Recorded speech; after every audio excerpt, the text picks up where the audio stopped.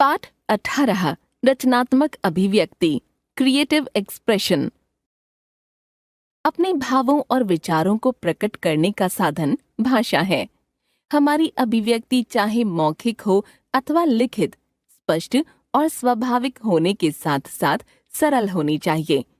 भाषा के कौशलों को सीखते समय सुनने, बोलने, पढ़ने, लिखने और चिंतन करने पर ध्यान देना आवश्यक है। इसमें नवीनता के लिए विभिन्न भाषागत गतिविधियों से अपनी भाषा को पुष्ट करना होता है। इसके लिए विद्यार्थी को अपनी लिखित अभिव्यक्ति के साथ साथ मौखिक अभिव्यक्ति की ओर भी ध्यान देना चाहिए। इसके लिए विविध गतिविधियों की प्रस्तुति में शुद्ध उच्चारण एवं व्याकरण सम्मत भाषा का प्रयोग किया जाना आवश्यक है। मौखिक अभिव्यक्ति ओरल एक्सप्रेशन। रचनात्मक अभिव्यक्ति में मौखिक अभिव्यक्ति का विशेष महत्व है। भाषा के कौशलों को सीखते समय अधिक बल सुनने और बोलने पर होता है।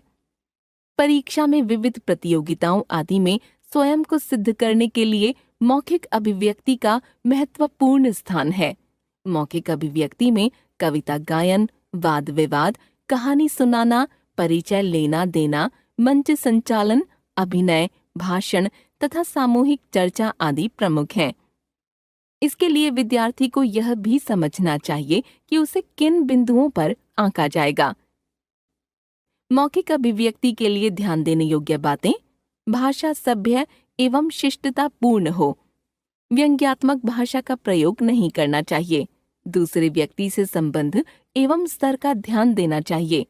हास परिहास की सीमा सदैव निश्चित करनी चाहिए, उसका उल्लंघन नहीं करना चाहिए। कविता पाठ पोयम रेसिटेशन। छात्रों में आत्मविश्वास बढ़ाने के लिए कविता पाठ एक उपयोगी विधा है।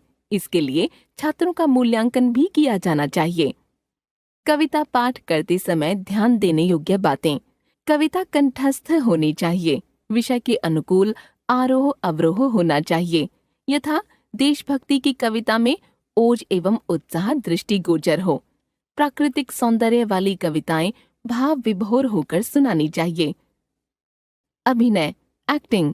छात्रों में भाषा वृद्धि के लिए तथा आत्मविश्वास उत्पन्न करने के लिए अन्यतम कड़ी है अभिनय या भूमिका निर्वहन। Role play. छोटे छोटे संवादों वाले नाटक, मंच सज्जा, वेशभूषा आदि इसके अंतर्गत आते हैं। भूमिका निर्वहन करते समय ध्यान देने योग्य बातें: छात्र किसी पाठ विशेष या कहानी आदि को नाटक रूप में प्रस्तुत करें। भाषा सरल, सहज और भावानुकूल हो। विचारों का क्रमबद्ध आदान प्रदान हो।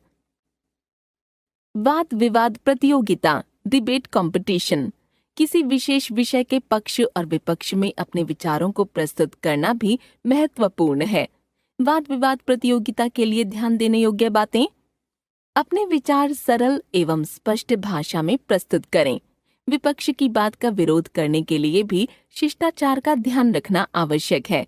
तर्क वितर्क को भली भांति समझने का सामर्थ्य होना चाहिए। लिखित अभिव्यक्ति रिटन एक्सप्रेशन।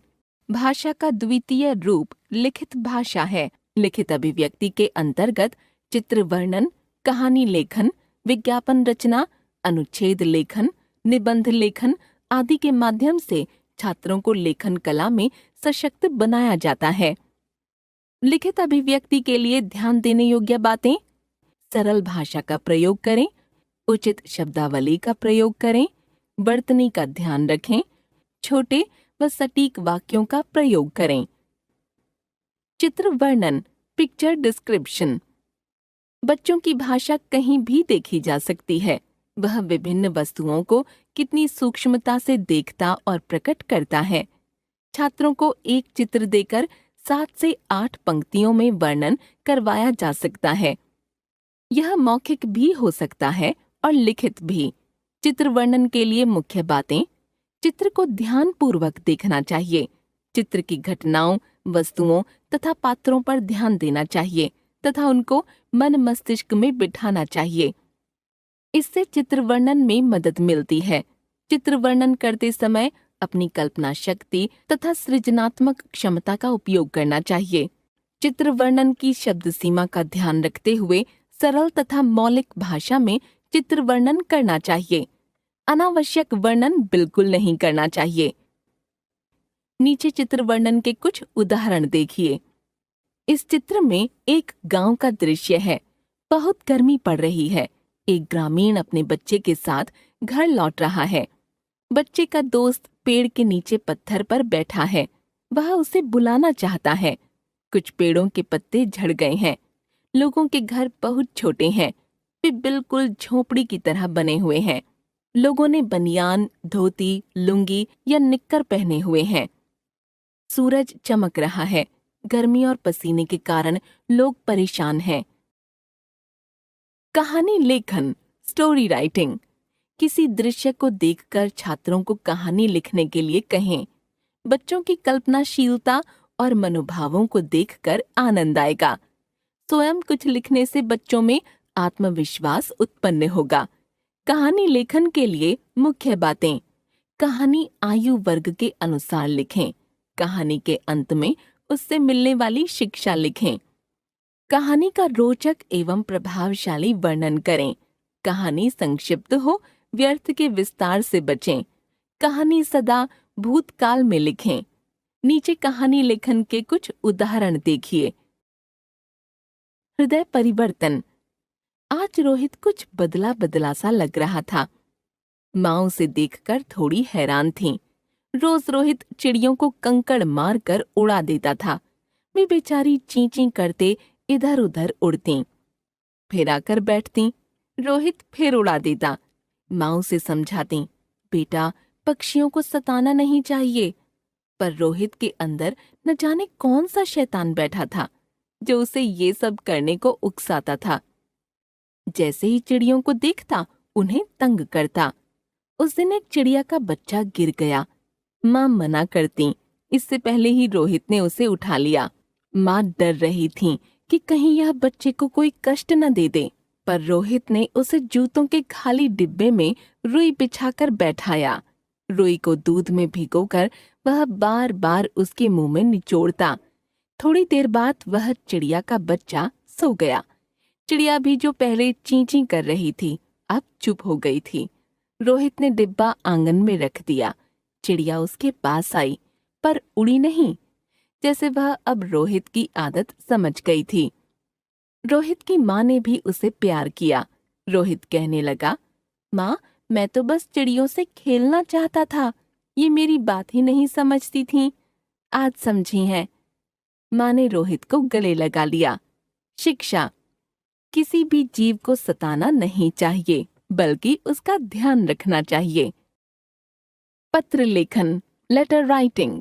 अपनी बात को अलग अलग शैलियों में कहना एक कला है। इस कला को विकसित करने के लिए विभिन्न गतिविधियों को अपनाया जा सकता है। पत्र अथवा निबंध लेखन पूर्व प्रचलित गतिविधियां हैं। आज पत्र की जगह ईमेल और निबंध की जगह अनुच्छेद, संवाद लेखन और कहानी लेखन बहुत ही लोकप्रिय हो रहे हैं।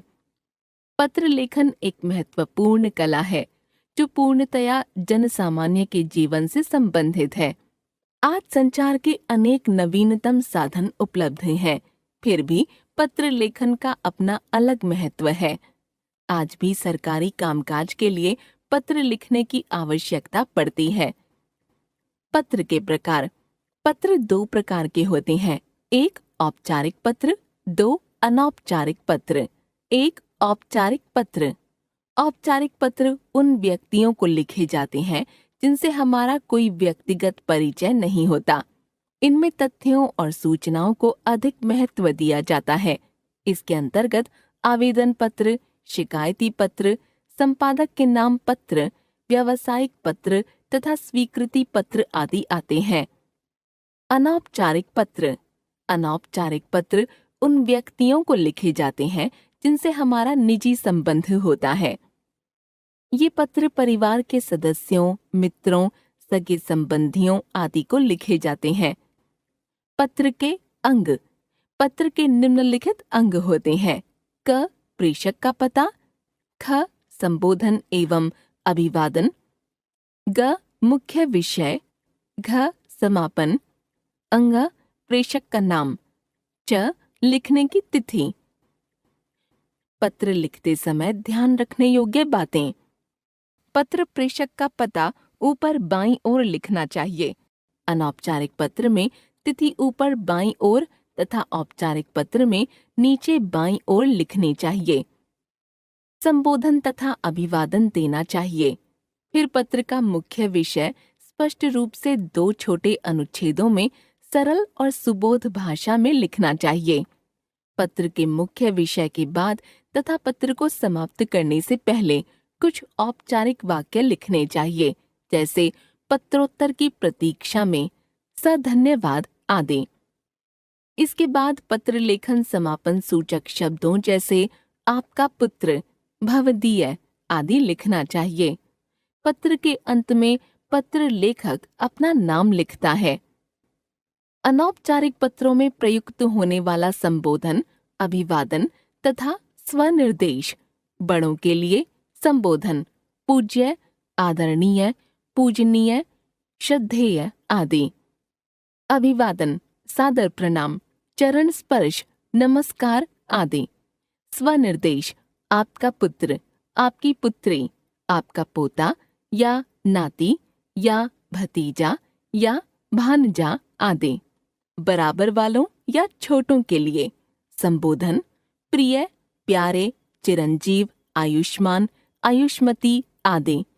अभिवादन नमस्ते, मधुर स्मृतियाँ, खुश रहो, सुखी रहो, प्रसन्न रहो, आशीर्वाद, शुभाशीष, सस्नेह, प्यार आदि। स्वनिर्देश आपका शुभचिंतक, आपका हितैषी, आपका शुभाकांक्षी, तुम्हारा अभिन्न मित्र, तुम्हारा शुभेच्छु आदि। औपचारिक पत्रों में प्रयुक्त होने वाला संबोधन, अभिवादन तथा स्वनिर्देश। संबोधन महोदया, महोदय, मान्यवर, श्रीमान, श्रीमती, श्रीयुत, सुश्री आदि। अभिवादन ऐसे पत्रों में अभिवादन सूचक शब्दों का प्रयोग नहीं किया जाता है। स्वनिर्देश भवदीय या भवदीया, निवेदक या निवेदिका, शुभचिंतक, प्रार्थी, आपका आज्ञाकारी शिष्य या आपकी आज्ञाकारिणी शिष्या आदि। औपचारिक पत्र अपनी कक्षा का अनुभाग बदलने की प्रार्थना करते हुए प्रधानाचार्य को पत्र। माननीय प्रधानाचार्य, क.ख.ग. Public school, Kanpur, Uttar Pradesh. विषय कक्षा का अनुभाग बदलने हेतु आवेदन। महोदया, मैं आपके विद्यालय की छात्रा हूँ। अपने अनुभाग में संस्कृत विषय की मैं एकमात्र छात्रा हूँ, जिसके कारण मुझे संस्कृत विषय की कक्षा लेने के लिए दूसरे अनुभाग में प्रतिदिन जाना पड़ता है। अतः मेरा आपसे अनुरोध है कि मुझे अनुभाग बदलने की अनुमति प्रदान करें। आपकी अति कृपा होगी। धन्यवाद, आपकी आज्ञाकारिणी शिष्या। ब.स. कक्षा 6ठी ब, अनुक्रमांक 18, दिनांक 18 अगस्त 2021। अनौपचारिक पत्र वाद विवाद प्रतियोगिता में प्रथम आने पर अपने भाई को बधाई देते हुए पत्र। परीक्षा भवन, नई दिल्ली, दिनांक 24 अगस्त 2021। प्रिय मित्र सौरभ, नमस्ते। मुझे अभी अभी सुदीप ने फोन पर बताया कि दिल्ली सरकार द्वारा आयोजित वाद विवाद प्रतियोगिता में तुम्हें प्रथम स्थान प्राप्त हुआ है। इसके लिए मेरी तरफ से कोटि कोटि बधाई। प्रिय मित्र, इस समाचार को सुनते ही मैं खुशी से झूम उठा। मैं तुम्हारी योग्यता को जानता हूँ। तुमने मेहनत से यह सफलता प्राप्त की है। मैं भगवान से प्रार्थना करता हूँ कि वे तुम्हें जीवन में सदा सफलता देते रहें। ढेर सारी बधाइयाँ और शुभकामनाएं। चाचा जी और चाची जी को मेरा कोटि प्रणाम। तुम्हारा मित्र अ.ब.स. संवाद लेखन, डायलॉग राइटिंग रचनात्मक अभिव्यक्ति का एक रूप संवाद अथवा वार्तालाप भी है। इसमें 2 या 2 से अधिक व्यक्ति किसी एक विषय पर अपने विचार प्रकट करते हैं। संवाद लेखन के लिए ध्यान देने योग्य बातें। भाषा सरस एवं सरल हो। बातचीत का ढंग स्वाभाविक तथा शिष्टाचार पूर्ण हो। बातचीत मुख्य उद्देश्य की ओर गतिशील हो। सहायता के लिए संवाद लेखन के कुछ उदाहरण दिए गए हैं। माँ पुत्र के बीच संवाद। माँ, अर्जुन क्या हुआ? आज तुमने स्कूल से आने में बहुत देर कर दी। अर्जुन, माँ, आज मैं अपने मित्र अगस्त्य के घर उसकी कॉपी लेने चला गया था। माँ, अर्जुन, स्कूल से सीधे घर आना चाहिए। मुझे बड़ी चिंता हो रही थी। अर्जुन, सॉरी माँ, असल में पिछले सप्ताह बीमारी के कारण मेरा काम छूट गया था, वही लेना था। माँ, वो तो ठीक है, पर मुझे पहले से पता होता तो चिंता ना होती। अर्जुन, ठीक है माँ, आगे से पूर्व सूचना के बिना मैं कहीं नहीं जाऊंगा। माँ, आओ अब खाना खाते हैं। तुम्हारी बहन ने भी तुम्हारी प्रतीक्षा में नहीं खाया है। अर्जुन, ओह, मैं मुंह हाथ धोकर अभी आया। डायरी लेखन, डायरी राइटिंग। डायरी यानी दैनंदिनी में हम अपने दिन भर के कार्यों का ब्यौरा अथवा महत्वपूर्ण घटनाओं, स्थानों और व्यक्तियों के संबंध में अपने विचार लिखते हैं। डायरी लिखने के लिए ध्यान देने योग्य बातें। डायरी के आरंभ में तिथि, दिन तथा लिखने का समय लिखें। विवरण संक्षेप में लिखें। महत्वपूर्ण बातों और घटनाओं का उल्लेख करें। घटनाओं के प्रति प्रतिक्रिया और टिप्पणियां भी लिखी जा सकती हैं। डायरी लेखन के कुछ उदाहरण देखिए। बारिश होने का वर्णन डायरी में लिखिए। 4 अगस्त 2021 बुधवार, रात्रि 9:30 बजे। आज सुबह से बूंदाबांदी हो रही है। 5 बजे प्रातः टहलने जाना चाहती थी, पर नहीं निकल पाई। बूंदों को एकटक देखना अच्छा लग रहा था। बहुत देर बैठने के बाद ध्यान आया कि मैं क्यों समय गंवा रही हूँ। एक झटके से उठकर नीचे गई और एक तरफ भरे बारिश के पानी में छपाक छपाक करते हुए घुस गई। बारिश में खेलना अच्छा लग रहा था। मुझे लगा कभी कभी जो काम करने का मन हो जरूर करके देखना चाहिए। आज का आनंद अवर्णनीय था। माँ जोर जोर से आवाज लगा रही थीं। मैं आवाज की डोर से बंधी भागती चली आई और बस 5 मिनट में स्कूल के लिए तैयार हो गई। रोज तैयार होने में घंटा लगता था, पर आज 5 मिनट में कैसे हुई, मैं हैरान थी। मैं इस निर्णय पर पहुंची हूँ कि जो करना चाहते हैं वह जरूर करके देखें और अनुभव करें। विज्ञापन रचना, एडवर्टाइजमेंट मेकिंग। किसी विषय या वस्तु की प्रसिद्धि के लिए विज्ञापन दिया जाता है। इसके माध्यम से वस्तु की बिक्री बढ़ती है। विज्ञापन का अर्थ है प्रचार करना। इसके रोचक होने पर संबंधित वस्तु खरीदने का किसी का भी मन करने लगता है। यही कारण है कि वस्तु के प्रचार के लिए इसे अत्यंत रोचक बनाया जाता है। इसका निर्माण करने से छात्रों की भाषा की मौलिकता में निखार आता है। विज्ञापन रचना करते समय ध्यान देने योग्य बातें। विज्ञापन की भाषा रचनात्मक रखिए।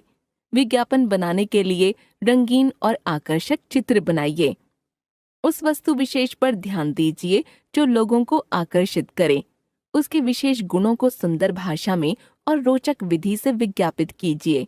विज्ञापन में वस्तु विशेष के बारे में भरपूर जानकारी हो। विज्ञापन रचना के कुछ उदाहरण। मेंशन पैन का विज्ञापन। सार लेखन, समरी राइटिंग। किसी गद्यांश के मुख्य भावों को भली भांति समझकर उन्हें संक्षेप में लिखने को सार लेखन कहते हैं। यह एक उपयोगी कला है। सार लिखते समय ध्यान रखने योग्य बातें। कोई मुख्य बात न छूटे। सार मूल गद्यांश का लगभग 1/3 हो, यानी 100 शब्दों का अनुच्छेद हो तो उसे 33 शब्दों में छोटा करें। सार लेखन का अभ्यास जरूर करें, अन्यथा मूल बातें छूट जाती हैं। आवश्यक बिंदुओं को रेखांकित करें और अपनी भाषा में संक्षेप में लिखें। सार लेखन के कुछ उदाहरण देखिए। एक छात्र के लिए पढ़ने का समय और स्थान दोनों निश्चित होने चाहिए। स्कूल के अतिरिक्त घर पर पढ़ने के लिए हमें कम से कम 4 से 5 घंटे का समय अपनी दिनचर्या में देना चाहिए। इसके लिए अपनी सुविधा के अनुसार समय सारणी में पढ़ने का समय निश्चित कर लें और पूरी ईमानदारी के साथ उसका पालन करें। घर में पढ़ने के लिए ऐसा स्थान चुनें जहां शांति भंग न हो। रोशनी का पूरा प्रबंध करें। पढ़ने की मेज हमेशा खिड़की के पास रखें। जिससे रोशनी तथा बाहर की ताज़ी हवा भी मिलती रहे। सामान सही तरीके से लगा हो, कोई फालतू सामग्री न हो जिससे हमारा ध्यान बंटे या मन लगे। यदि पढ़ने के सही तरीके को समझ लिया जाए तो छात्र किसी भी परीक्षा को अच्छे अंकों से पास कर सकता है। किसी विद्वान ने कहा है कि पढ़ना या सीखना खाने की तरह है। पहले खाने को पचाने के बाद ही दूसरा खाना खाएं, तभी आगे बढ़ें। कम समय में ज्यादा से ज्यादा सीखने का यही तरीका है। अध्ययन करना एक तरह से ड्राइविंग के जैसा है। रास्ता अच्छा है तो गाड़ी की गति तेज कर लो और रास्ता खराब है तो गति धीमी कर लो। यदि गाड़ी फंस गई है तो आगे पीछे करके निकाल लो। चाहे तो किसी की मदद भी ले सकते हो। अपने अंदर पढ़ने की आदत विकसित करनी चाहिए। निरंतर प्रयास करते रहना चाहिए। सार: छात्रों में स्कूल के अतिरिक्त 4 से 5 घंटे पढ़ने की आदत होनी चाहिए। इसके लिए सुविधानुसार अपनी समय सारणी बनाकर ईमानदारी से पालन करें। पढ़ने का स्थान भी उपयुक्त चुनें, जहां शांति हो तथा रोशनी और ताज़ी हवा का आवागमन हो। जैसे पहले खाया खाना पच जाने पर हम कुछ और खाते हैं, वैसे ही पूर्व पढ़े गए विषय को समझकर आगे बढ़ना चाहिए। अध्ययन करना ड्राइविंग की तरह होता है। यदि रास्ता अच्छा है तो गति तीव्र कर सकते हैं और रास्ता खराब है तो गति धीमी करें। इस प्रकार पढ़ाई की आदत डालें और प्रयास करें। अनुच्छेद लेखन, पैराग्राफ राइटिंग। अनुच्छेद लेखन अभिव्यक्ति के प्रमुख साधनों में से एक है। इससे विचारों की अभिव्यक्ति सहज व स्वाभाविक रूप में होती है। लेखक के विचारों को विस्तार देना, विषय का सजीव चित्रण करना अनुच्छेद लेखन की विशेषता है। अनुच्छेद लिखते समय ध्यान रखने योग्य बातें: विषय का अनावश्यक विस्तार नहीं करना चाहिए। विचारों को सहज, सरल भाषा व क्रम में प्रस्तुत करना चाहिए। अनावश्यक विशेषण के प्रयोग से बचना चाहिए। भाषा विषय के अनुरूप और प्रवाह युक्त हो। यह लेखक के विचारों को पाठक के मन मस्तिष्क पर छा जाने वाली हो। अनुच्छेद लेखन के कुछ उदाहरण देखिए। पुस्तकालय का महत्व। पुस्तकालय शब्द का अर्थ पुस्तकों का आलय अर्थात पुस्तकों का घर या भंडार है। आज के तकनीकी युग में भी पुस्तकों का अपना महत्व है। पुस्तकें ज्ञान विज्ञान की असीम सामग्री उपलब्ध कराती हैं।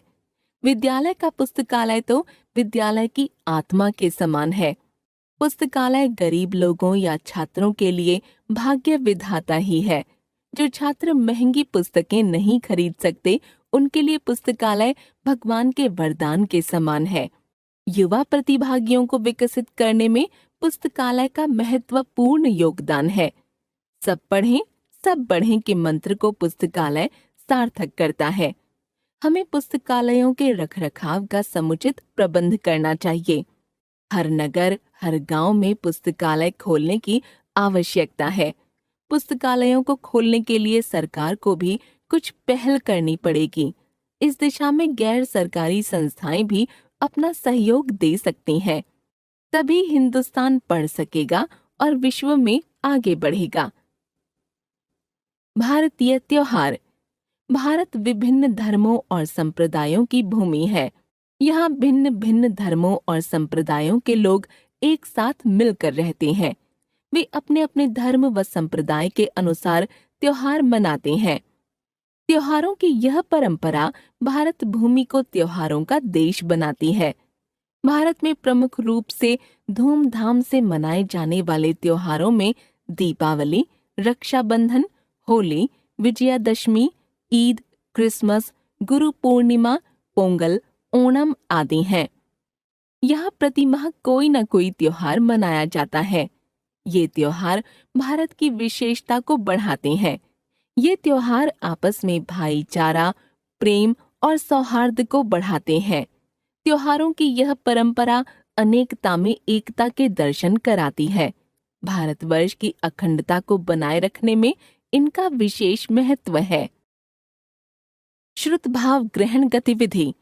कोई वार्ता या कहानी सुनकर उसे समझने और उस पर आधारित प्रश्नों के उत्तर देने से बच्चों में ध्यान से सुनने और भाव ग्रहण करने की क्षमता बढ़ती है।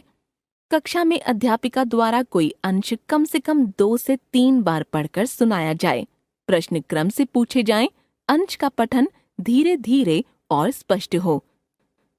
उदाहरण, सोन चिरैया एक विशालकाय पक्षी है। इसका वैज्ञानिक नाम आर्डियोटिस नाइग्रिसेप्स है। राजस्थान ने इसे अपना राज्य पक्षी घोषित किया है। यह हमेशा शांत रहने वाली चिड़िया है, किंतु कभी कभी हु ऊक की आवाज निकालती है। संभवतः इसीलिए इसे हुकना भी कहते हैं। सोन चिरैया पूरी तरह से भारतीय चिड़िया है। सोन चिरैया बड़ी और भारी चिड़िया है, इसलिए यह उड़ने के स्थान पर जमीन पर दौड़ लगाना अधिक पसंद करती है। यह अधिक ऊंचाई पर कभी नहीं जाती तथा उड़ते समय हमेशा अपने पंख फड़फड़ाती रहती है। इसकी उड़ान बड़ी सुस्त होती है, किंतु अवसर पड़ने पर यह कई किलोमीटर तक की उड़ान भर सकती है। क. सोन चिरैया का वैज्ञानिक नाम क्या है? उत्तर, सोन चिरैया का वैज्ञानिक नाम आर्डियोटिस नाइग्रिसेप्स है। ख. राजस्थान ने किसे अपना राज्य पक्षी घोषित किया है? उत्तर, राजस्थान ने सोन चिरैया को अपना राज्य पक्षी घोषित किया है। ग. सोन चिरैया को हुकना क्यों कहते हैं? उत्तर, सोन चिरैया हु ऊक की आवाज निकालती है, इसलिए इसे हुकना भी कहते हैं। घ. सोन चिरैया जमीन पर क्यों दौड़ लगाना चाहती है? उत्तर, सोन चिरैया बड़ी और भारी चिड़िया है, इसलिए यह उड़ने के स्थान पर जमीन पर दौड़ लगाना चाहती है। अंगा. सोन चिरैया कैसे और कितना उड़ सकती है? उत्तर, सोन चिरैया अधिक ऊंचाई पर कभी नहीं जाती। उड़ते समय हमेशा पंख फड़फड़ाती रहती है। अवसर पड़ने पर यह कई किलोमीटर तक की उड़ान भर सकती है।